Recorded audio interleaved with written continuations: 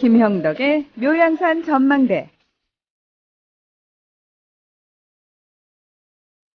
처음에 들을 땐 신기했는데요. 듣다 보니까 자꾸 궁금한 것들이 많이 생깁니다. 근데 여러분도 그러시죠? 그래서 아마 이 프로그램은 우리나라가 통일이 되고 나서도 정말 많은 분들에게 인기 있는 프로그램이 되지 않을까라는 생각이 드는데요.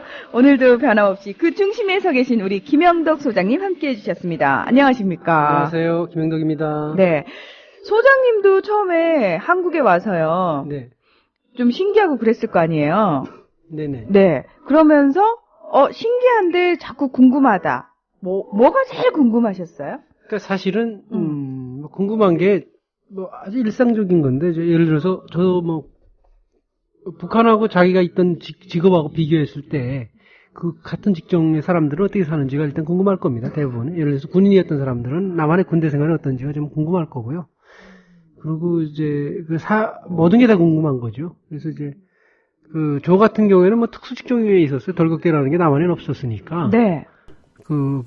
아주 또 어린 나이에 왔기 때문에, 모든 게 다 궁금한 거였습니다. 모든 게. 그리고 남한 사람들에 대해서 저희가 잘못 알고 있었기 때문에, 네. 남한은 순 거지들만 사는 나라로 알고 있었기 때문에, 거기서 약간 문화적인 충격이 컸고요. 여러 가지. 물론 거지가 있긴 있는데, 우리가 예상했던 그런 거지의 모습은 아니었어요. 그래서, 이런 것들부터 시작해서 모든 게 궁금한 거였어요. 근데 북한도 그럴 겁니다. 마찬가지로 이제 북에 가보시지 않은 분들이 더 많을 테니까, 우리하고 비교했을 때 어떤 것이 다를까. 이런 것들이 관심이 있겠죠. 네. 그래서 오늘은 아마 북한 군대도 아마 남한하고는 좀 많이 다를 거예요. 네네. 한 10년씩 하니까요. 네. 저희가 계속해서 이제 북한의 직업에 대한 이야기 하고 있는데, 첫째 날이 이제 당비석이었고요. 그리고 지난주에 이제 교사에 대한 얘기, 교원이라고 표현을 했죠. 그 얘기를 했었고, 오늘은 이제 군인에 대한 이야기가 준비되어 있습니다. 오늘도 역시 북한에서 이제 직업 군인을 하셨던 분들 또는 군대에 계셨던 분이 나오셔가지고 또 생생한 얘기 전해주실 텐데요. 참고로 저는 제가 방송을 하는 사람이니까 북한에서는 이렇게 방송 실수하면은 잘릴까? 막 이런 거. 혼날까? 막 이런 게 되게 궁금해요. 어떤가요? 이제 남한에서도 남한하고 북한하고 좀 다른 점이 그런 거죠. 북한도 방송 실수가 나올 때가 있는데 아주 적죠. 왜냐하면 남한은 생방을 많이 하는데 북한은 생방을 적게 합니다. 아, 다 녹화를 많이 하기 때문에 방송 실수율이 좀 적은 편이고, 남한도 지금 최근에 와서 생방이 늘었지. 제가 21년째 살고 있습니다만 한 10년 전만 해도 생방을 그렇게 많이 안 했습니다. 생방하는 프로가 많지 않았습니다. TV도 사전 녹화가 많았고요. 근데 지금은 생방을 많이 하는 편이죠. 근데 그 방송 실수는 아무래도 여기는 그 방송 실수라고 했다고 해서 처벌하고 이런 건 아니죠. 근데 다시는 본인이 자책감이 제일 큰 것 같고. 그렇죠. 여러 번 되게 되면 자연스럽게 물러나게 돼 있죠. 눈치 보이니까. 근데 이제 북한의 경우는 방송 실수가 원래 적습니다. 다 녹화 방송이니까. 그리고 이제 실수한다면은, 굉장히 잘리겠죠. 네. 그건 근데 이제 실수율이 적습니다. 왜냐면 녹화가 대부분이고요. 네. 실황 중계의 경우는 김일성의 무슨 신년사라든지 몇 개 안 돼요. 북한이 김일성이 새해하는 신년사 외에는 그 외에 몇 개 빼고는 실황 중계가 많지 않았어요. 북한은 실황 중계라고 그러는데 그게 많지 않았기 때문에. 또 게다가 실황 중계에 투입하는 그 방송 요원들은 아마도 굉장히 베테랑들이겠죠. 그러겠죠. 예. 일반적인 분들을 잘 안 내고. 그러니까 어떻게 보면 실수율이 적으니까 안정성은 있는데. 네. 재미는 없죠. 왜냐면 사람이 실수도 하고 좀 넘어지기도 하고 이런 면에서 서로 이해도 생기고 그런 거 아니겠어요? 예. 근데 방송하는 사람은 실수하는 거 싫어해요. 물론 본인들은 그러겠지만, 예. 저는 사람이 기계가 아닌 이상은 약간 실수도 보여줄 때가 좀 멋있더라고요. 예. 그렇게 보여주려고 안 해도 자꾸 나오니까. 네. 자, 오늘도 정말 여러분이 알지 못했던 신기한 이야기, 그러나 우리가 반드시 또 알아야 되는 이야기, 그래서 알므로 인해서 서로를 더 이해하게 되는 이야기 준비되어 있습니다. 네, 여러분께서는 국민라디오 김형덕의 묘향산 전망대에 오셨습니다. 제가 또 아나운서 얘기를 했다고 바로 파트리오시우님께서 사진을 올려주셨는데, 저희 오늘 스튜디오에 나와 계신 분들께 이분들과 또 얘기를 하니까 또 재밌는 얘기가 나오네요. 소장님 오늘 어떤 분들 모시고 왔는지 일단 소개부터 좀 해주시죠. 여기 이서연 선생님은 이제 여군이셨고요. 군생활을 9년 하셨더라고요. 네.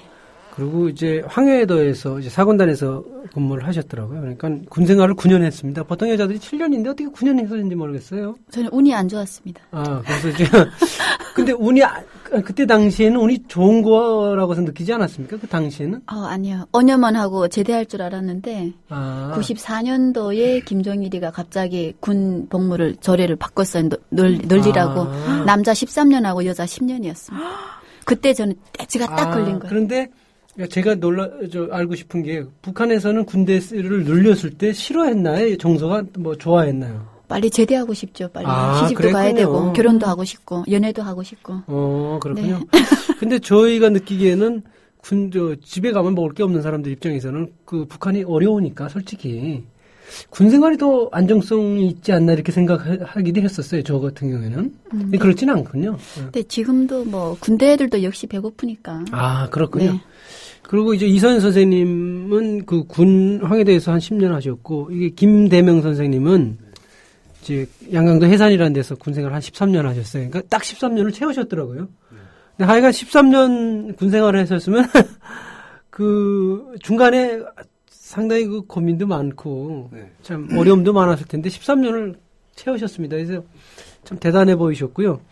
저희 때 10년이었습니다, 사실은. 근데 이제 13년으로 누른 그때 군대 생활을 하셨더라고요, 딱. 네.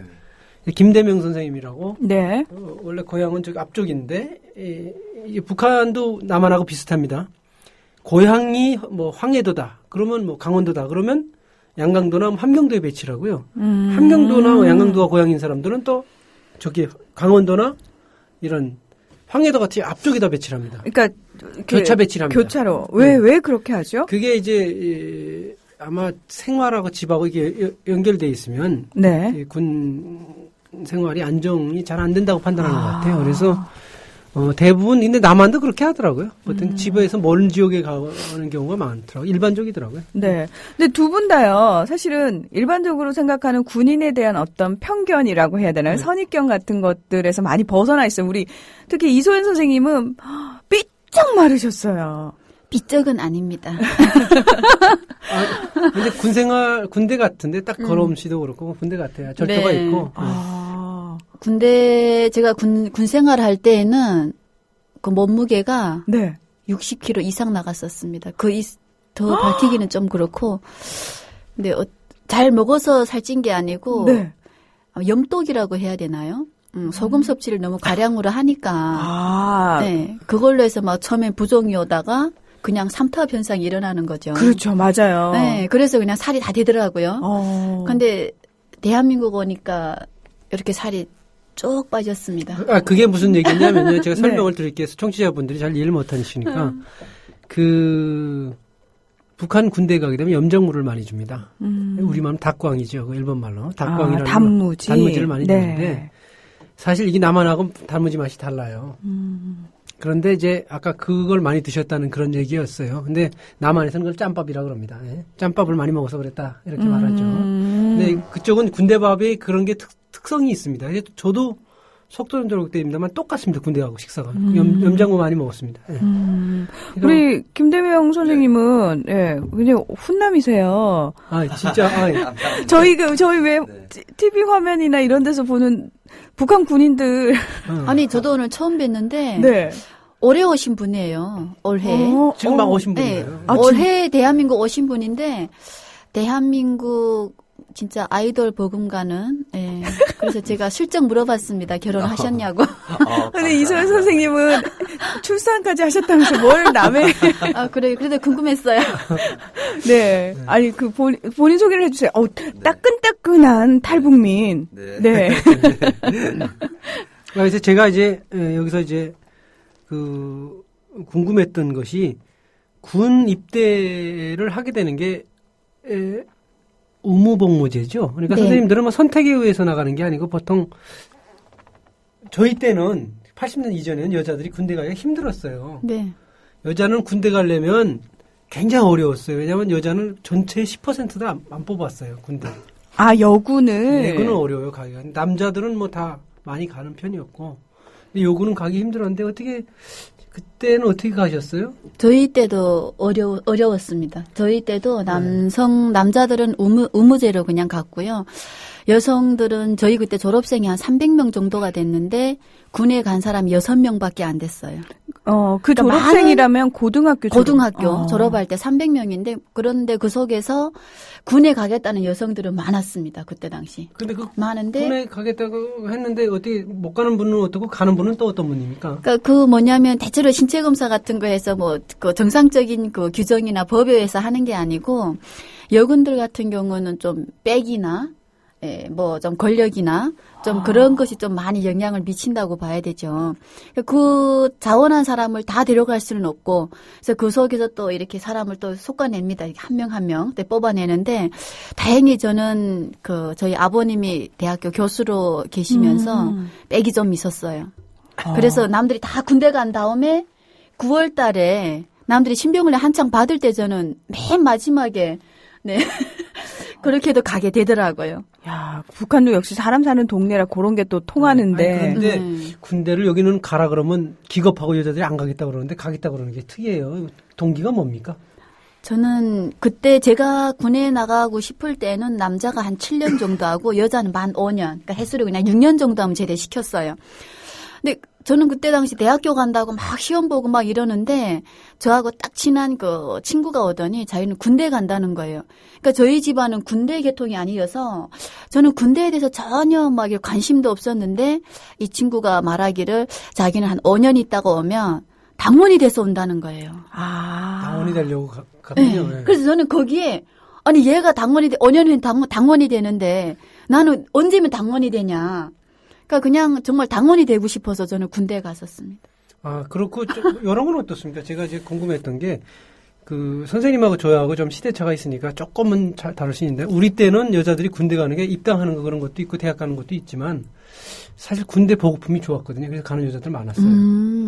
그것도 요인이 되지 않습니까? 아니 근데 확실히 사회에 있을 때보다는 군대에 가니까 여성으로서 쓸 수 있는 이런 필수품 국가가 이렇게 해주다 보니까 사회에서 얻어 쓰는 것보다는 좀 질적으로도 좋았고 정상적으로도 공급도 좀 됐고. 그러니까 제가 말씀드린 게 그런 거죠. 그때 당시에 저희 사회에서 굉장히 어려운 게 생리대하고 그리고 화장품 같은 건 군대는 다 줬거든요. 네. 그리고 의복, 피복 이런 것들이 사회에서 잘 안 줄 때인데 여자들이 다 주니까 그때 군대 서로 가려고 그랬어요. 저희 때도.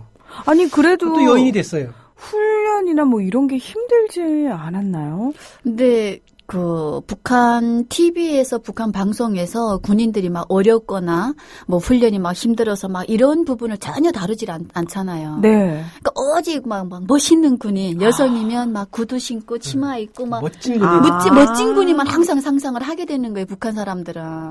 그래서 저도 정말 가야겠다 했는데 2달 만에 가서 후회했어요. 실상은 어떻던가요?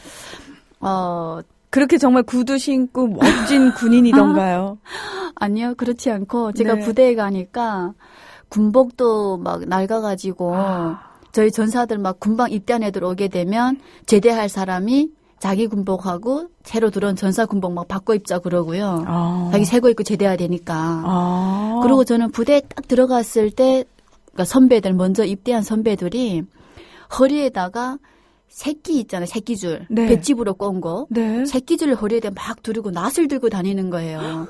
그러니까 막 구두 신고 막 치마 입은 군인만 상상했는데 새끼줄하고 낫 들고 뭐 할까. 그러니까 제가 9월에 가서 11월에 부대 배치됐는데 2달 신병훈련 받고 딱 부대 가니까 저 사람들이 저 낫으로 뭐 하나 막 진짜 좀 막 흉악스럽게 막 이렇게 막 범상치 않게 막 다가오는 거예요. 근데 보니까 산에 막 땔감하러 다니고 나무짐 하러 다니고 농사 지으러 다니고. 제가 첨언을 좀 드리면 이분은 북한 사회가 가장 안 좋은 때 군생활했다고 보시면 돼요. 왜 그러냐면 북한 여군이 제가 93년도 나오기 이전에 북한 여군들은 검은 구두에다 데트론이라고 그러는데 헌방 멋진 면헌방 옷을 입고 다녔어요. 그리고 보호품이 아주 좋았어요. 90년 이전에만 해도.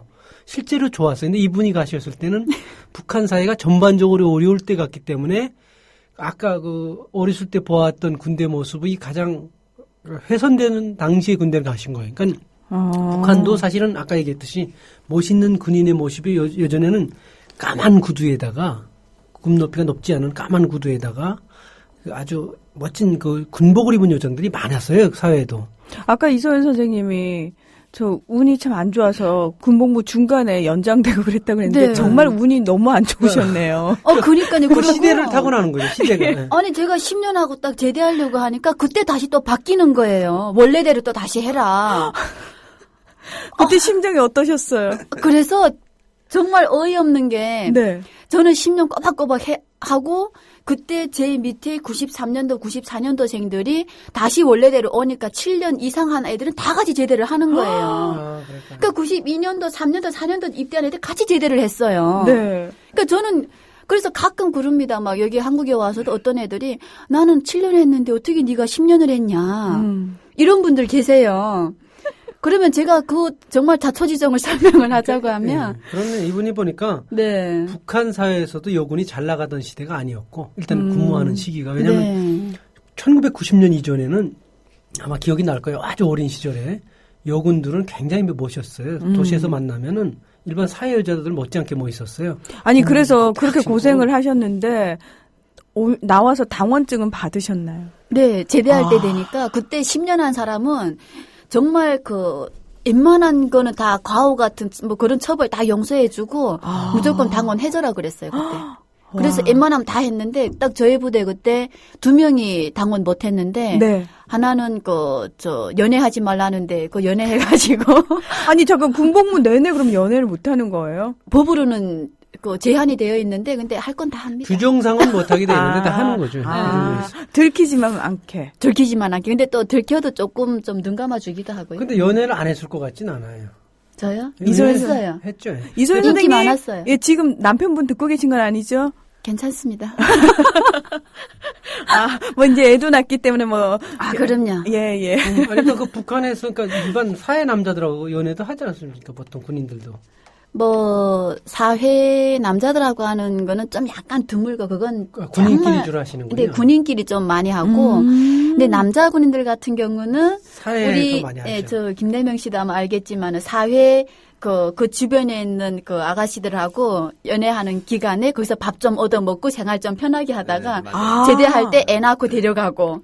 진짜. 자, 김대명 선생님. 김대명 선생님 이제 너무 좀 넘기십시오. 근데 하여간 그 지금 그 우리 때도 뭐 훈련이 있었습니다만 지금 선생님 근무하실 때는 군사훈련은 어떻게 제대로 했습니까? 잘했습니까? 아니면 대충 떼었습니까? 남한은 대충 떼우는 경우가 많아요. 제가 제대될 때까지는 군사 훈련을 뭐 형식상은 다 했어요. 했고 그다음에 구분대별로 다 틀리는데 직속 단위 애들은 좀 잘하고 직속 구분돼 있는 군인들은 훈련을 규정대로 하고 그다음에 좀 멀리 좀 이렇게 좀 있는 그 군부대는 훈련을 좀 적게 하곤 했는데 다 대체로 보면 좀 훈련을 했어요 다. 훈련은 뭐 잘 하긴 제대로 했군요. 네. 근데 보급품은 어땠습니까, 선생님 때는? 저기 좀 보급품 상태가 자칫 안 좋았다고 말씀하셨는데. 네. 선생님 때는 보급품이 어땠습니까? 네.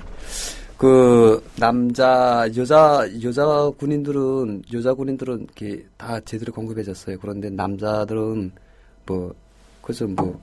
세면도구, 그저 비누, 수건, 치약칫솔 이거 다 해요. 그 다음에 이게 속옷 같은 건 새까만 거, 이렇게 빨아서, 그것도 그것도 제대로 안 돼서. 공급이 좋진 않아요. 네, 안 좋아서 그게 좀 힘들었어요. 여기 사관들이나 좀 새 걸로 좀 있고, 밑에 전사들 같은 경우에는 그런 데 입어요, 이렇게. 그래서 전사들 아무래도 힘들죠, 좀. 그리고 또 하나 궁금한 거는. 네. 남한에서는 갈굼이라고 합니다. 네. 선임이 후임을 갈구는 거죠. 네. 괴롭힘을 하는 네, 거예요. 네. 구타라고도 하고 여러 가지 모양이 있는데 그 갈굼을 많이 당하신 적이 있으십니까? 아니면 혹은 갈굼을 좀 하신 적도 있습니까? 네, 당하기도 많이 당하고, 네. 하기도 많이 하고, 엄청 많이 했어요. 그러니까 제가 전사 때 갓 입대해서 한 1년 후부터는 구대원 취급하니까 그다음부터 1년 때부터 뭐 이렇게 또 뭐 도적질도 하고 뭐 강도질도 하고 하니까 또 시간도 받고 막 이래야 되니까 한번 하룻밤 나가면 뭐 몇십만 원씩 벌어야 돼요. 이렇게 한번 나가면. 그러니까 이렇게 막 이게 자는 집도 가서 이렇게 막 뚫고 가서 뭐 텔레비 뭐 냉동기 이렇게 막 두고 나와요. 이렇게 그래서 그거 팔아가지고 지휘관들한테 그러니까 조선노동당에 입당하는 것도 그렇게 해서 입당해요. 다 이렇게 대학 가는 것도 다 그렇게 해서 대학 가고. 그러니까 네. 북한이 예전에는 군민일치, 관병일치라는 걸 구호를 내서서 상급자가 하급자를 폭행하거나 괴롭힘을 할 수가 없었기 굉장히 군율을 엄하게 했고요. 군민일치라 하면은 군대와 인민과 관계를 굉장히 중요하게 봤어요. 근데 그게 1990년대 후반부터 북한 사회 경제가 전반적으로 어려워지면서 북한의 그런 기강이나 규율들은 상당히 유명무실화됐습니다. 그러니까 군대가 마족이 돼버렸어요. 그래서 그거는 그 이후에 군생활 하신 분들이 이게 무슨 군대가 저거 할까요? 다 당연한 겁니다. 근데 놀라지 마십시오. 남한도 60년대 군생활하는 분들 물어보니까요. 돼지 훔치는 거 아무런 것도 아니었대요. 뭐 훔치는 게. 남한도 그랬대요. 60년대잖아요. 지금으로부터 그러니까, 50년까지만 그랬대요. 50년 전, 50년 전이잖아요, 저희는. 아니, 그러니까 그때 어려운 나라에서는 그런 게 다반사로 일어나는 거예요. 그러니까. 그러면 군부대 근처의 마을들은 정말 군인들 싫어했겠어요. 초토화예요. 초토화되죠. 짐승이고 사람이고 없어요. 다 초토화예요, 그죠. 뭐 여자들 같은 거는 그저 막 군대들이 막 그저 연애 막 하고 그저 어쨌든 뭐 이렇게 이야기를 하자면 뭐 끝이 없어요. 그러니까 그런 이야기는. 거는 네. 이런 게 있습니다. 이제 군부대가 주둔하면은 그 지역에 처녀는 별로 없습니다. 그게 뭐 악명이 높죠. 그런데 그게 나쁘다 좋다 아니고 근데 하나 여기서 우리가 짚고 넘어야 되는 건 강제성도 있지만 자기네가 좋아서 하는 서로 거예요. 좋아서 그러는 서로 좋아서 경우가 그렇게 많아요. 아니요, 잠깐만요. 이건 남성 두 분만 지금 자꾸 이렇게 말씀을 하시잖아요. 이거는 그 여자들의 입장을 들어봐야 되는 거기 때문에, 네, 예, 네. 서로 좋아서 요거까지는 저희가 네. 인정을 네. 안 하겠습니다. 그쵸, 이소연 그쵸. 선생님? 네. 예.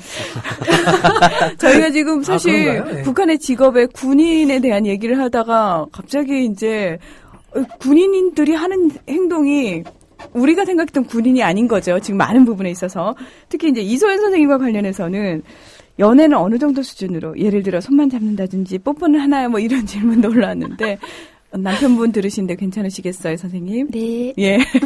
근데 뭐 갈 때까지 가는 겁니까? 아니면 뭐 저 진도가 어디까지 나가는 겁니까? 도대체? 뭐 갈 때까지 가는 군인들도 있고요. 많죠. 네, 보통. 많은데 네. 근데 대신 거기에서 좀 뭐냐면 그런 그 방지책이 좀 미흡하다 보니까 웬만하면 당원되기 위해서는 갈 때까지는 안 가고 손만 잡는다든지 뽀뽀까지만 허락을 하죠. 네. 네. 그리고 연애 같은 것도 막 들키면 또 막 비판도 받고 근데 조금 그 군에서 좀 선배라든가 아니면 뭐 장교하고 뭔가 또 저는 여성 같은 경우는 하전사인데 뭐 장교나 뭐 일반 사관하고 그 부사관하고 연애를 했다 하게 되면 좀 눈 감아주는 사례들이 있어요. 아, 그래서 실제로 그 군인들끼리 결혼하는 경우도 굉장히 많은가요? 아니요, 근데 부대 내에서는 결혼 자체를 할 수가 없고 제대한 다음에 하는데 근데 제 결혼까지 가는 사람은 10명 중 1명 안 될걸요? 네. 힘들어요. 그냥 연애 정도? 아니 근데 저희가 얘기 듣기로는 북한은 폐쇄 사회인데 왜 이렇게 자유연애가 심하죠?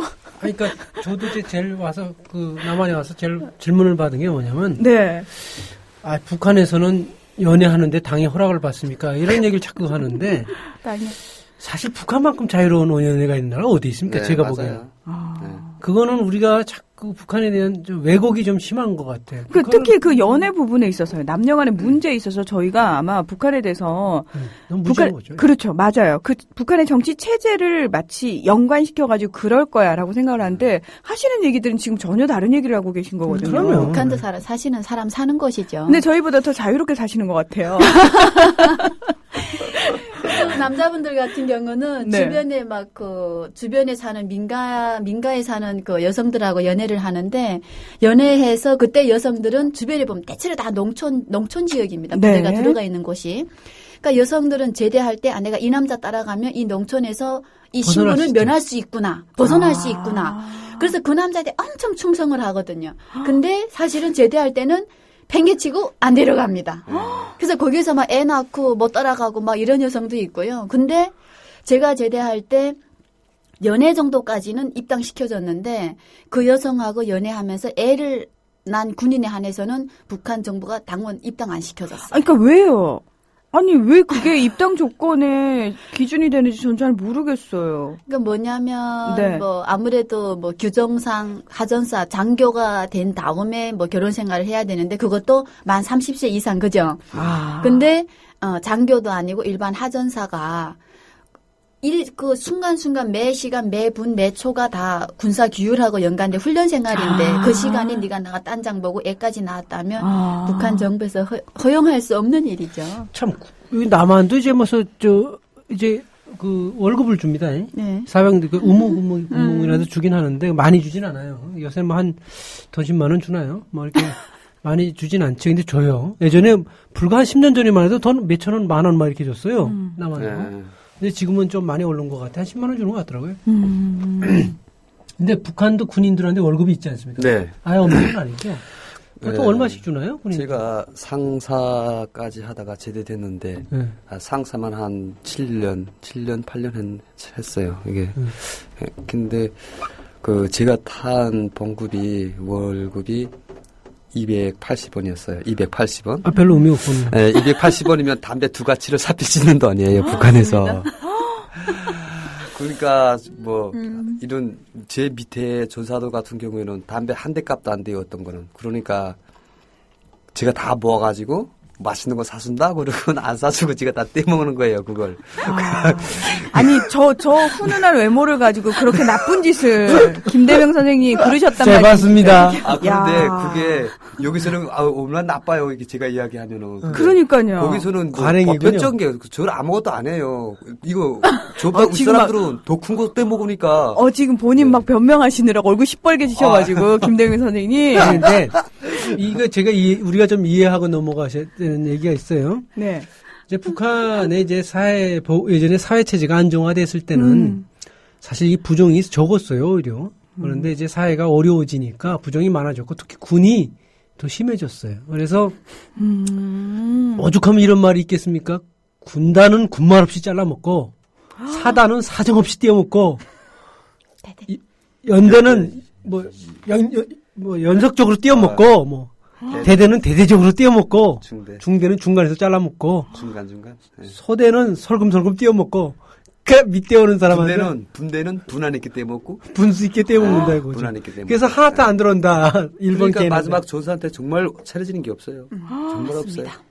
아니, 정말 이런 표현 쓰기 싫은데, 북한 군대도 썩을 대로 썩었네요. 썩었죠. 예. 네, 그러니까 한마디로 그냥 군기 자체가 그러니까 먹을 것이 좀 풍족하고 생활이 좀 좋아야 되는데. 근데 지금도 그렇게 상황이 안 좋은 상황인 거죠. 네, 제가 올해 왔잖아요. 2013년에 오셨다면서요. 네, 작년에. 네.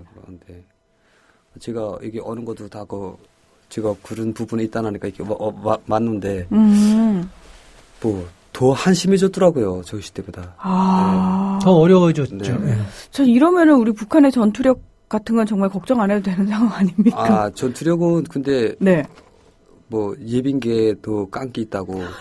그게 무슨 의미지? 잠깐 제가 지금 못 알아들었어. 여인계가 먹을 거 앞에서는 더 이게 사나워진다는. 배고픈 게 더 악수잖아요, 뭐든 이래서. 네, 여기 배부른 사람들은 해에 대해서 익하고 있는 거예요. 배고픈 사람들은 한마디로 말하면 배고픈 헝그리 정신이 사람이시죠. 있다 이거죠. 네. 그러니까 그게 체격과 이거 뭐지? 이 배고픈과는 상관없어요. 전투력에서는. 일단 뭐 전쟁이 일어나면은 뭐 네. 뺏어 먹고라도 일어나죠. 제가 단편적 실례 한 가지만 들겠는데 북한 군인들. 제가 여기서 느낀 게 북한군하고 남한군하고 붙으면 네. 외부 세력의 지원 없이 동족끼리 붙는다 하게 되면 네. 남한군은 안 되겠더라고요. 예? 남한군이 여기 한국군이 네. 지같더라고요. 제 개인적으로 볼 때는. 왜요? 몸들은 이렇게 좋은데. 그 훨씬 체격도 네. 크고요. 튼튼하잖아요. 저게 제가 복마던데도 제가 몸이 70kg 나갔댔어요. 근데 우리 친구네 부대가 어디 산골짜기 있었는데 걔네는 이렇게 통나무 있잖아요. 이거 나무. 네. 원목. 네. 이게 3년짜리를 혼자 메고 산을 몇 개 넘어 이렇게 이 먹대가 저보다 절반만큼 이렇게 가는 군데. 제가 이렇게 싸움을 해봤는데. 네. 제가 지는 거예요, 걔한테. 제가 이걸 표현을 더 어떻게 해야 될지 모르겠는데 어쨌든 그거 보면서 사람이 뭐 고기가 싸움이라는데 이것도 아니로구나 사람이. 그건 또 무슨 표현이죠? 고기가 싸움이라는 거는 이제 네. 몸이 이게 뭐 좀 이렇게 피등피등 쪄야 싸움인데 도움이 된다 이런 얘기죠. 이 강원 양강도 사투리 아주 재밌네요. 양강도. 네, 이 고기가 싸움이다라는 게 뚱뚱한 게 싸움할 땐 도움이 된다 이런 얘기인데. 그러니까 싸움을 하자면 육식 준비가 좋아야 하잖아요. 그렇죠. 네, 등치가 좀 크면 아무래도 네. 힘들지 않을까. 근데 저 자체도 네. 여기 지금 대한민국 청년들이 이렇게 몸좋잖아요. 네. 나하고 싸우면 나한테 지요. 내가 제리 말하는데. 그러니까 제가 미리 말씀드리는데 저와 싸우면 제가 이길 수 있습니다 이렇게 얘기하는 거예요. 근데 제리 말하는데 집니다. 아주 재밌어요. 그러면 이소연 선생님은 네. 우리 한국에서 여군들 보시잖아요. 네. 어떤 느낌이 드세요? 제가 봤던 여군은 제가 이함대 사령부 가서 여군 받고 저기 논산 신병훈련소 가서 봤는데 네. 남자 병사들을 좀 지락펴락하고 절도가 있고. 네. 근데 저희 북한 여군은 어느 장교한테 잘 보여야 또 눈웃음이라도 한 번 줘야 내가 군사복무를 좀 편하게 하겠냐. 예. 그러니까 뭐냐면 그 사람들하고 내가 어떤 이속 관계를 가지는가에 따라서 내 군 생활이 편하게 되는 거예요. 네. 그래서 그런 걸 보면서 여기 한국 군인들은 규정과 규율과 뭐 군사 그 법에 따라서 잘 맞춰서 좀 잘 짜여진 대로 좀 생활한다 이런 느낌을 받았어요. 네. 근데 왜 저희도 사실 정말 가슴 아픈 얘기들이 좀 들려요. 가끔 여군들을 상대로 성희롱이라든지 성추행을 좀 한다거나 남자 장교들이 뭐 이런 것 때문에 굉장히 이제 사회적으로 문제가 되고 있거든요, 실제로. 네. 그런 거 혹시 북한에서는 있어요. 북한에서도 역시 있어요. 어딜 가나 역시 있는데 예. 대체로 보면 부대에서 막 정치지도원 네. 그 사람이 그 당원 시켜줄 때 기본 그 사람이 사인이고 이 사람이 그 펜에 따라서 모든 것이 다 움직이니까 또 이 사람들이 내가 너를 입당시켜주마 이런 식으로 해서 그 여성을 이게 막 꼬시기도 하고 하는데 네. 근데 대체로 보면 어떤 여성들이 그런 성피해를 당하냐면요. 좀 마음이 여린 군인들 있잖아요. 그러니까 뭐냐면 훈련으로 뭔가 승부를 해야 되는데 그게도 좀 못 미치고 군 생활에서 좀 그렇다 하는 군인들은 그런 방식으로라도 또 살아가더라고요. 근데 정당에는 그렇게 성피해 당하고 하는데 한국에서는 그런 걸 가지고 피해자와 피의자를 확실하게 가르지 않습니까? 그렇죠. 그리고 법적으로 문제 세우고. 네. 근데 북한은 대체로 보면 피의자가 장교들이에요. 군관들이에요. 그러니까 그 밑에 하전사는 여성들이고. 네. 그러니까 맥없는 여성이 그냥 피해자가 되고 피의자가 되고 그냥 제대시키는 거, 불명예 제대시키는 거죠. 그러니까 그런 생활제대 같은 거 시켜버리고 장교는 그 자리에 무사히 있습니다. 근데 한 번씩 경종 울릴 때도 있긴 있어요. 그러니까 저희 사군단에서도 한 개 중대 여성 150명 중대에 중대장은 남자인 거예요. 아이고. 근데 이 남자가 그 중대에서 나중에 막 그 문제가 딱 서가지고 이 중대장하고 놀아놨던 애들 막 저거 내라 하니까 150명 속에서 25명인 거예요. 그러니까 25명 다 제대 못 시키고 거기서 가장 횟수가 많았던 애 2명만 딱 불명예 제대시키고 이 중대장을 제대시키고 그리고 나머지는 그대로 다 군사복무 시키고. 그러면 그 상황에서 불명예 제대가 돼버리면 북한 사회에서는 어떤? 그러니까 여성들이 그 뭐가 있냐면 그래서 정말 막 흔히 생각하면 막 연애할 때도 막 그냥 갈 때까지 막 가는 거 아니냐 이러는데 솔직히 군사복무 10년 했는데 당원도 못 되고 그렇게 생활제대 불명예 제대해서 왔다 하게 되면 제대해서 와도 그 동네에서 사회적으로 또 그 사람은 군사복무도 잘 못했고 너는 참 똑똑치도 못하구나. 그 사람한테만 모든 것이 돌려지는 거예요. 그 윗사람들이 평가되는 게 아니고. 그러니까 그 사람은 그냥 영원히 계속 매장이 되는 거예요. 그러니까 제가 이제 아까 말씀드렸듯이 연애를 자유롭게는 할 수 있으나 실제적으로 연애하는 데 있어서 문제점 그리고 본인들이 그 앞으로 진로 때문에 신중함을 유지하는 부분도 또한 있는 거죠. 그러니까 뭐 맞아요. 자유가 있다고 해서 무작정 뭐 다 뭐 마음대로 하는 건 아니고. 네. 진로 그렇겠죠. 문제 예. 때문에 고민이 있고, 예, 우리 그런 게 이소연 있어요. 선생님은 당원이 너무 되고 싶어서 군대에 입대를 했어요. 그러면 우리 김대명 선생님도 네. 혹시 같은 이유로 군인이 되신 거예요? 아니면은? 저는 그저 뭐 남자니까 네. 당연히 군복무를 해야 되는 걸로 생각하고 있었고 그래서 또 당연히 나간 거죠. 졸업 보니까 군 제대하고 또 대학까지 갔어요, 이분은. 그래서 대학 뭐 4년제 좋은 대학을 갔어요. 그러니까 뭐 북한 사람들 보통 남자들이 생각하는 입당하고 좋은 대학 가는 거까지는 다 기본 그럼 지금 그죠? 양쪽에 계신 두 분이 당원이신 거예요? 네. 아유, 우리 김영덕 소장님 당원의 포한이 맺히신 분인데. 비당원입니다. 예, 비당원이셔서 이분은. 비 오는 예. 날에. 제가 비밀당원입니다. 예. 그래서 그냥 당비서를 보면 그렇게 공격하시고 물어 뜯으시고 우리 김영덕 소장님께서 본인이 그러시구나. 당원이 못 돼서. 예. 사실은 제가 그 당에 입당할 나이가 안 돼서 왔어요. 그냥 만 19세에 넘어왔고. 그러면 안 되죠. 어떻게 잘해도 안 되죠. 그건 뭐 나라를 구하지 않은 이상에는. 보통 25살 이전엔 당원이 되기 힘든 게 북한 현실이었고. 맞습니다. 근데 저는 어려서 왔고. 근데 하여간 그 당원이냐 아니냐에 대해서 사람을 가르는 게 저는 싫었어요. 북쪽에 살 때. 그래서 이제 우스갯소리 당비서만 보면 제가 욕을 하고 그랬어요. 그랬더니 이제 그 문 아나운서께서 어떻게 기억하고 계시다가 공격을 하시네. 하여간 뭐 우스갯소리고요. 하여간 여군들이 나름대로 그 치열함이 있군요. 그 나름대로 대학 가려고. 근데 대학을 왜 안 가셨습니까? 저는 그게 더 궁금했어요. 저는 10년 하다 보니까 네. 28살 돼서 제대한 거예요. 네. 빨리 시집부터 가야겠다. 아니, 잠깐만, 김대명 선생님, 그건 무슨 의미죠? 이거는. 너무 왜요? 대단해요.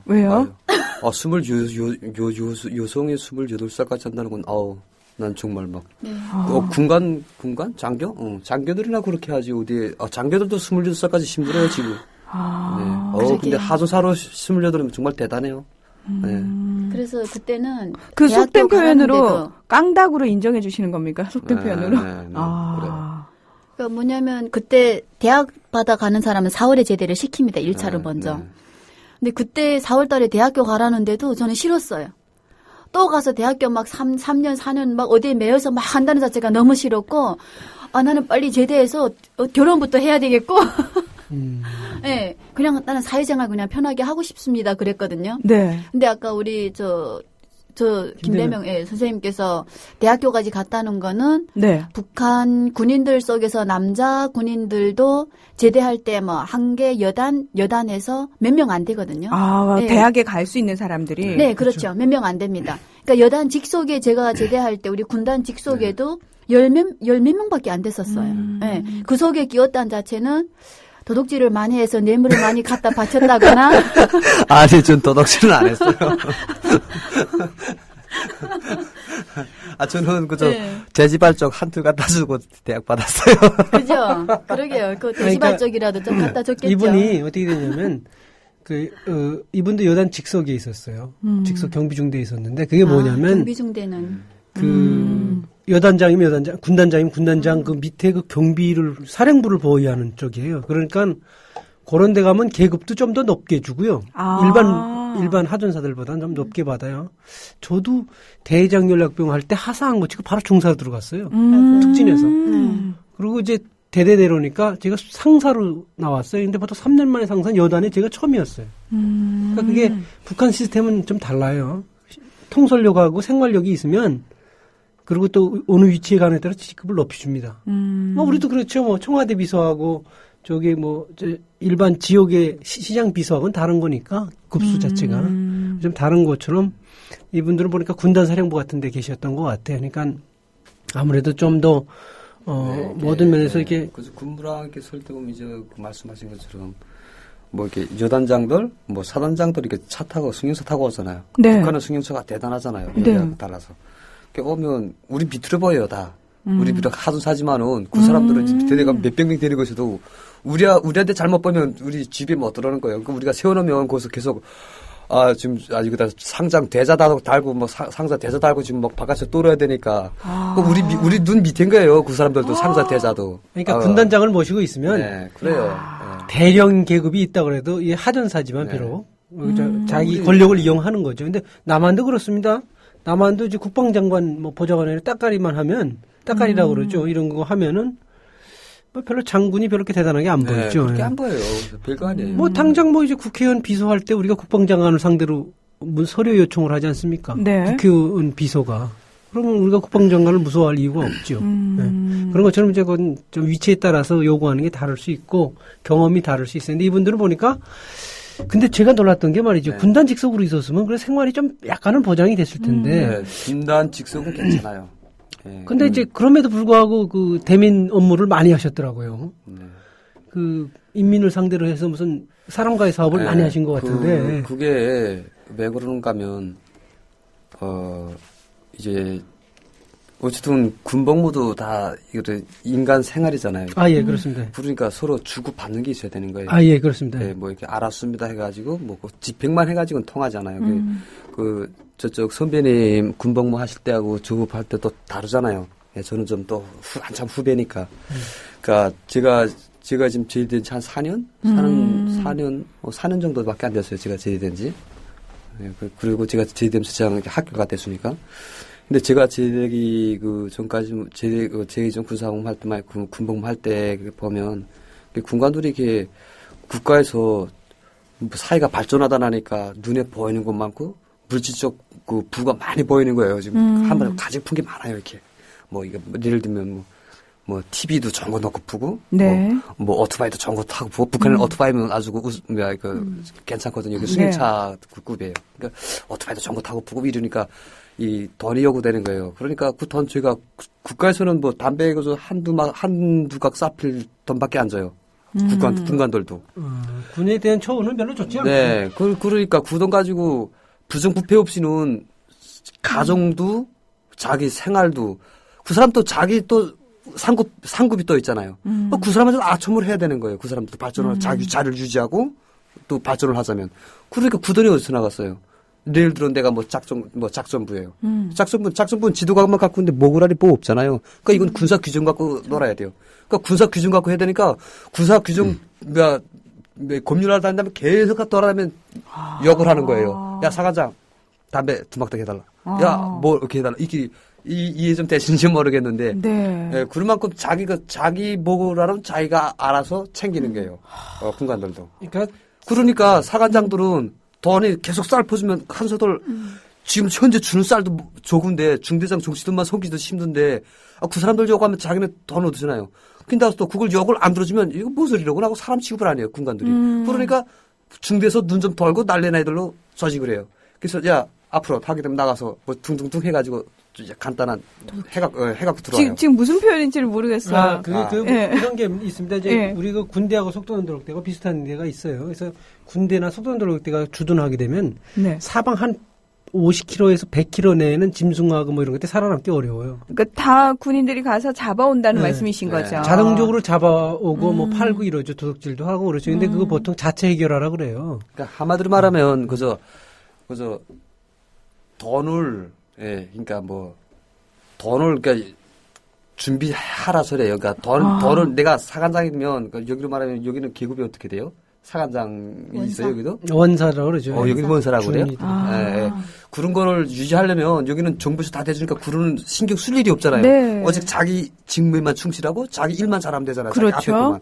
근데 저기는 뭐 정치 기지문화 다 신경 써야 돼요. 뭐 내가 뭐 덩치인데 사관장에다 뭐 군인들 먹일 생각, 식량 조절해야 돼요. 또 자기 지휘관들, 또 급여 더 높은 지휘관들, 그리고 또 내가 직속단에다 하면 내가 뭐 예를 들면 뭐 어떤 건 뭐 부장급들도 사관장들한테 뭘 요구하는 게 있어요. 야 사관장 뭘 좀 목회 좀 해달라 그러면 알았습니다. 그래서 이게 그거 다 해줘야 돼요. 못 해주면은 그 좀 여기서 잘립니다.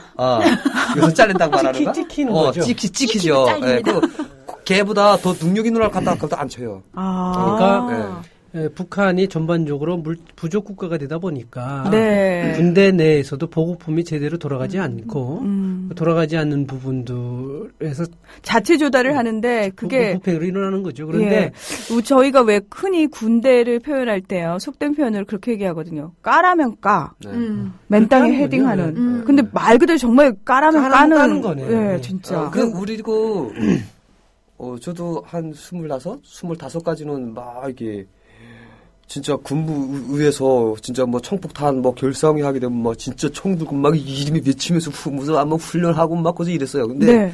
25 착지하니까 생각이 바뀌더라고요. 이게 무슨 어디 필요한 거야. 내 살궁량 해야 되겠다. 네, 그다음부터 그 생각이 들더라고요. 여성들은 좀 빠를 거예요. 근데 전 남자니까. 남자들은 한 27, 28까지 한창 때잖아요. 근데 여성들은 좀 남자들도 한 10년 빨리 철드니까.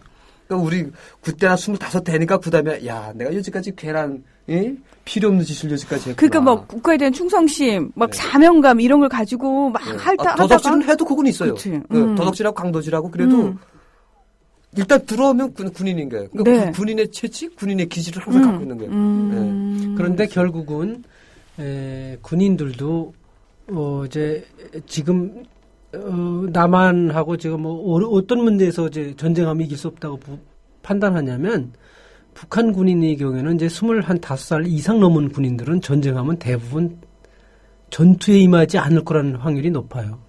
왜냐하면 이 알 걸 다 알아버렸어요. 그래서 이제 어린애들이나 전쟁에 나가지. 22, 23, 이제 20 살만 넘어가도. 네, 이제는 애들이 이제 더 발전했어요. 네, 그래서 아주 군 기강이 많이 빠졌죠. 그래서 북한이 사실 군 훈련 정도가 이렇게 낮은 건 아닌 것 같고요. 이렇게 네. 어렵게 살았기 때문에. 다만, 과연 남한 군대하고 1대1로 붙었을 때 이길 수 있을 것이냐. 저는 쉽지 않을 거라고. 왜냐하면 이미 그 내부의 경제가 안정돼 있고, 그리고 거기서 이제 어떤 사상적으로 통일감이 있어야 되는데, 경제적 어려움으로 해서 그런 것들이 상당히 와해됐어요, 이미. 와해됐고, 그렇기 때문에 북한이 사실은, 우리가 생각하는 것처럼 이렇게 강력한 군을 보유하겠다 저는 판단하지 않아요. 그리고, 그거는 제 개인적인 생각인데. 김정민 선생님은 지금 조금 다른 생각이신가요? 네, 여기는 사람들이 다 정리됐잖아요.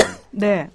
이제 뭐 연평도 사건이 났다 하게 되면 뭐 이 사람들 자꾸 교양을 좋은 교양 받고 그러면 안 된다, 싸우면 안 된다, 오직 먼저 남에게 배려를 해주고 이런 것만 교양 받으니까 그렇잖아요. 그거. 근데 북한에는 무조건 죽여야 된다, 소멸해야 된다 이런 교양 받기 때문에 아무리 내가 약해도 제가 주장하고픈 거는 네. 그런 측면. 그러니까 한마디면 육체 준비는 약해요. 여기 사람들보다. 왜 먹지 못하고 입지 못하니까 실제 그래요. 근데 사람들이 이 머리만은 저부터도 여기 오기 전까지만 해도. 네. 아니, 그렇게 됐죠. 그 네, 전쟁 자체가 그래요. 피해야 돼. 그리고 네, 전쟁이. 근데 네. 또 이런 건 있어요. 네. 이제 나중에 사회생활을 하시다가 김대명 선생님이 보셔야 되는데 남한 사람들이 부드러운 것 같지만 사실은 다 웃음 속에 칼이 있고 경쟁에 몸에 딱 배 있기 때문에 그걸 너무 쉽게 생각할 필요는 또 없어요. 왜냐하면 이 사람들도 전쟁 나면 그래서 전쟁이라는 건 나질 말하지 나면은 피차 서로 죽여 사는 거기 때문에 그리고 같이 사실은 요즘 전쟁은 다 같이 죽는 다 같이 거라. 죽는 거예요. 사실 예. 어느 한쪽이 이길 수는 없어요. 그건 확실해요. 예. 지금 저는 굉장히 좀 재밌는 부분을 봤던 게 뭐냐면은 우리 김대명 선생님은 가장 따끈따끈한 탈북민이시잖아요. 그렇죠. 그렇게 인식한다니까. 그렇죠. 그리고 우리 이소연 선생님은 그래도 조금 어느 정도 아시거든요. 네. 우리 김영득 소장님 가장 오래되셨어요. 요 딱 연차별로 차이가 나네요. 그 시각이 아니요, 그렇게 근데 차이가 나요. 제가 있을 때도 네. 제가 입대해서 2년 만에 양식석이라는 걸 했어요. 그건 뭔가요? 그러니까 뭐냐면 꿀보직 하는 거죠. 그 꿀보직이라고 북한에서 군인들 속에서도 사관장 양식석이는 다른 일반 작전이나 훈련을 책임진 장교보다도 더 힘이 있어요. 왜냐하면 경제적으로 어렵기 때문에 네. 내가 양식을 다뤄서 군인들한테 먹일 책임을 가진 보직을 하나 갖는 건데 그러니까 뭐냐면 대단한 직업이에요. 네. 간단히 내가- 말하면 대단한 직업이에요. 그렇죠. 눈이 승진하기 반짝반짝 위해서. 빛나시네요. 그렇죠. 승진하기 위해서 내가 거기서 살아남기 위해서는 일반 작전부 장교들보다는 간부 지도원이나 정치도원한테 가서 뇌물 좀 갖다 주고 그러니까 작전부 장교들은 와서 내가 비록 하전사지만은 와서 머리 수그리면서 야 우리 집에 쌀 좀 10kg 해줘. 쌀 달아만 감히 못해서 야 담배 좀 해줘. 담배 쌀 좀 바꿔 먹으려고. 네. 그러니까 뭐냐면 저렇게 김대명 기처럼 저런 직업을 이제 군부에서 그런 내가 직무를 가졌잖아요. 네. 일반 군관들은 자기 눈 아래로 보이는 거예요. 그 대단한 분이셨어요 그때. 그죠. 네. 그래서 그게 왜 그러냐면 이게 아까 보급품이 적다 그랬잖아요. 네. 어려우니까 식량을 움직이는 사람 양식석이라 그래요. 네. 그러니까 당연히 식량을 움직이는 우리도 북한에서도 이제 사회에서는 양종사업소라고 그러죠. 양정사업소. 식량을 이렇게 취급해서 배급을 주는 곳에 다니면 아주 특수 직장이에요. 왜냐면 식량을 배급 주는 만지고 있으니까. 그러니까 하전사라는 표현을 계속 쓰는데 네. 하전사가 하전사라 하면 사병. 일반 사병. 근데 하전사가 개념이 이렇습니다. 별을 달기 전엔 다 하전사입니다, 사실은. 근데 이제 뭐 상사하고 뭐 통상사가 있긴 하는데 그것까지는 다 하전사라고 보시면 됩니다. 하전사. 그리고 이제 별부터는 다른 거죠. 장교죠. 장교. 근데 보통 하전사를 보통 그 상사 이전까지를 하전사라고 해요. 중사까지를. 근데 이제 뭐 보통은 뭐 그 규정이 뭐 명확한 건 아니니까 하전사가 어디까지라고 이렇게 정한 건 아니니까 보통 별 안 달면 하전사라고 이제 통칭해서 부르죠. 뭐 하여간 그 김대명 선생님이 이제 남한사에 오신 지가 얼마 안 됐기 때문에 이분의 얘기를 저는 아주 정상이라고 봅니다. 왜 그러냐면 저는 처음에 한국에 왔을 때 느낌이 뭐냐면 남한은 그냥 하면 그냥 죽겠구나 이렇게 생각했었어요. 근데 남한 사회를 알고 남한 사람들하고 경쟁을 해보니까 동일한 자기 또래하고 경쟁을 해보니까 내가 이길 수가 없는데 그건 정확한 거라고. 경쟁을 해보면 그게 판단이 서는 거예요. 사실 이길 것 같은데 네. 그렇지 않더라고요. 내가 너네보다 생각이 달라요. 산전수전을 다 겪었는데 이 생각인데 사실은 산전수전 겪은 거하고 내가 나의 또래 애들하고 같이 경쟁하는 건 다른 거예요. 치잖아요. 그럼 할 말이 없는 거라고. 그 사람들 육식 준비가 안 됐냐? 그렇지 않더라고요. 그래서 되게 처음에 왔을 때는 그런 느낌을 받았고 시간이 지나면서 이제 경험을 하면서 바뀌는 거예요. 근데 그거는 아주 좀 시간이 필요한 부분이 있는 것 같고요. 그 김대명 선생님을 예를 들어서 저희가 한 3년 후에 다시 만나서 얘기를 재밌죠. 하면은 지금과는 굉장히 또 다른 모습일 수 있겠다라는 생각이 들어요. 네. 그리고 또 이분이 기본적으로 제가 만나서 참 느낌이 좋았던 게 있는 그대로 순수한 게 있어요.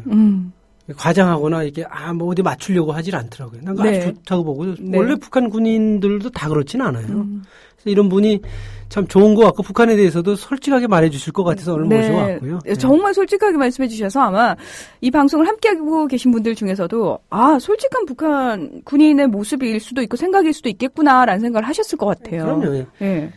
참 그리고 대민 관계에 대해서 저희가 하나 더 여쭤봤는데 지금 북한군이 대민 관계가 굉장히 좋다고 보십니까? 아니면 별로 좋지 않다고 보십니까? 저는 그게 더 궁금했어요. 그러니까 이제 남한에서는 썩 좋지는 않거든요. 대민 관계가. 대민 관계라는 게 북한 말로 군민 관계죠. 네, 군민 관계. 군민 관계. 군민 관계는 북한 말로 말하면 빨치산 때부터 내려온 전통이라고 하는데 인민을 위해서 모든 걸 다 바친다. 그게 빨치산 그 전통인데 그게 군민일치고. 네. 그런데 그게 그렇게 말처럼 그러지 않은 것 같아요. 실제는 어떻습니까? 실제 평상시는 낮에는 좋아요 관계가. 네. 낮에는 좋은데 밤이 되면 틀려요. 밤이 되면 군민 관계가 아니에요. 정답입니다. 네. 정답인가요, 이소연 선생님? 낮에는 인민들을 도와서 일도 해주고 해요. 근데 밤에는 그렇지 않아요. 밤에는 군민 관계가 아니고 조쿠예요, 조쿠. 조쿠 관계라는 게 적과 아군과 관계라 이런 뜻이에요. 인민들은 문 딱 닫아매고 군대들이 이거 뭘 도둑질하고 오지 않을까 해서 지키고 군대들은 문 좀 안 걸고 자수문에서 다니고 그래서 그래요. 아니 근데 이제 사실은 남한에도 군인들 하게 되면 약간은 좀 안 좋게 대우하는 경우가 많아요. 주민들이 왜냐면 군인들이 가까이 오는 거 싫어해요. 그런 게 있어요. 그건 일반 남한 사람들 정서니까. 근데 이제 북한도 사실은 그런 거, 이제 낮에는 좋고 밤에는 안 좋군요. 그러니까 군인들은. 여군은 좀 어떻습니까? 여군도 도둑질하러 가야죠. 여군도 도둑질하는 게 많아요. 네. 그러니까 뭐냐면 우리처럼 사령부에 있는 군인들은 사령부에서 하루씩 밥을 다 해줍니다. 식당에서. 네. 도둑질할 일이 없어요. 좀 부족해도 그냥 있는 대로 먹어야 되고 일반 여군 부대보다는 좀 더 대우가 좋아요. 저희는. 근데 고사총, 해안포 이렇게 포 다루고 그런 군인들 무리로 몇백 명씩 있는 이런 군인들은 저녁마다 나가서 가지, 고추, 큰 거, TV 같은 건 머둠치는데. 여자들은 농산물만 주로 하는 있는 거. 감자, 그 집에 가서도 고추장 퍼오고. 어머. 저희가 오늘 북한의 직업 군인인데, 이게 주로 한 얘기가 연애 얘기와 도둑질 얘기를 좀. 아니, 근데 거기 실상이에요, 실제. 그렇군요. 그렇죠. 하여간, 그 북한 군인들은 연애를 그렇게 하시는군요. 보통 자기가 주둔한 부대 내 주변에 있는 여성들과 보통 연애를 하고 네. 보통 그렇습니다. 그 연애, 그러니까 내부에서도 연애하고 또 연애는 자유롭게 하는군요. 네. 그런 게 하나 있고 경제적으로 어려운 부분들은 인민들을 통해서 자체를 해결하는 그런 게 하나 있었고요. 네네. 휴가는 어떻습니까? 휴가 내가 하나를 짚어놓아야 되는데 휴가. 저희가 지금 휴가 얘기를 가야 되는데 벌써 방송을 마무리해야 돼요. 이거 휴가를 해야 되는데. 예. 휴가는 있습니까? 없습니까? 아마 짧게. 규정상에는 있는데 휴가를 안 보냅니다. 그래서 저도 10년 만에 제대할 때 그냥 집에 와봤습니다. 그렇군요. 휴가 제가 할 때는 휴가는 없었어요. 아니 그럼 면회도 안 돼요? 면회는 됩니다. 부모님이 오시면. 특정 공을 세웠을 때 예. 국경연선 표창 휴가. 전년지대에서 네. 뭐 간첩을 잡거나 이랬을 때는 표창 휴가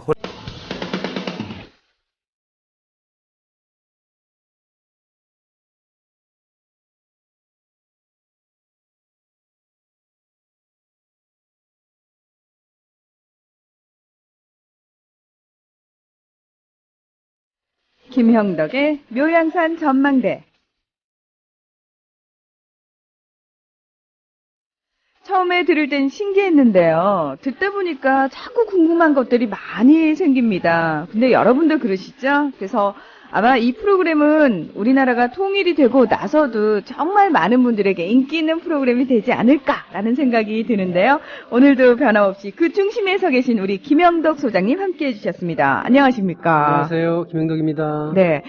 소장님도 처음에 한국에 와서요. 네. 좀 신기하고 그랬을 거 아니에요?